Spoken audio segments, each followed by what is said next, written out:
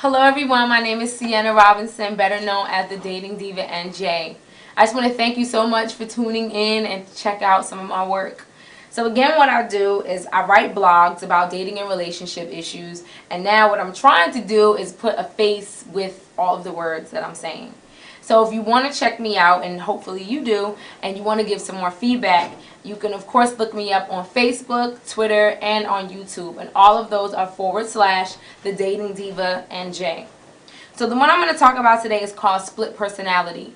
This one has to deal with the difference between your personal personality and then your relationships personality.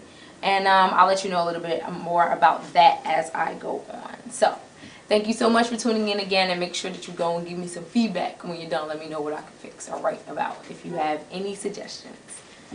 Alright, this one again is called split personality. Each relationship takes on a personality of its own. Whether good or bad, the individuals in said relationship should examine if the relationship's personality is a match to their own. Every couple has a personality. Yes, each person has their own, but what we must understand is the characteristics we build as a couple. First, identify the nature of the relationship. Is it filled with fun nights out on the town, dinner dates, and planned vacations a couple of times a year? In this case, the personality of this couple is outgoing, adventurous, and probably highly social. Or is the relationship filled with quiet nights at home, home-cooked meals, and blockbuster nights? Although this couple is less social than the first, it does not mean they have any less of a bond than the other. This couple's personality is more laid back, easygoing, and probably introverted. But they still make for a good relationship depending on the individuals that are part of the couple. Now, of course, if you are a social person, the more introverted relationship will more than likely not work for you. So before you are able to create a relationship's personality, you must first understand your own. Think about couples you meet that are always happy and smiling. Do you think they are both naturally happy people and they just lucked up and found a person who was one and the same? Most likely. Although opposites sometimes attract, the best way to cultivate a relationship is to find a person who has similar interests. If one person in the relationship is always miserable, the other person will eventually grow tired of trying to keep their partner happy. It's almost like babysitting a whiny baby. If a baby is constantly whining and crying, and you try all you can to please the child, but nothing works, how likely is it that you will babysit that child again? Unless you're getting paid by your weight in gold, not very likely.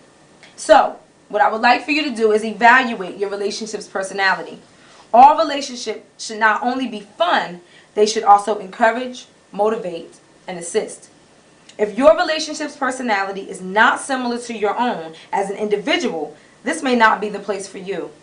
If your personality is compromised, this relationship will be draining for the both of you. You should be yourself at all times. And if you can't do that, then of course, what's the point? So that's my take on split personality. And split personality meaning if your personal personality is totally opposite from what your relationship is about. So again, I just want to thank you so much for tuning in, and of course right here on YouTube you can always check me out, and that's / the Dating Diva NJ, and you can hit me on Facebook and Twitter, and again those are / the Dating Diva NJ as well. Make sure you become fans and always let me know what you think. All your feedback is so appreciated, and I really need it. Also, if you have any topics that you would like for me to touch on, I would love to do that as well. You always can go and read my blogs as well at the Dating Divas Dish.blogspot.com, and that's where I post all of my blogs. So make sure you go check that out as well. Remember, you can touch the stars if you just reach out your hand. So thank you again so much for tuning in. Again, I'm Sienna Robinson, better known as the Dating Diva NJ. Thanks.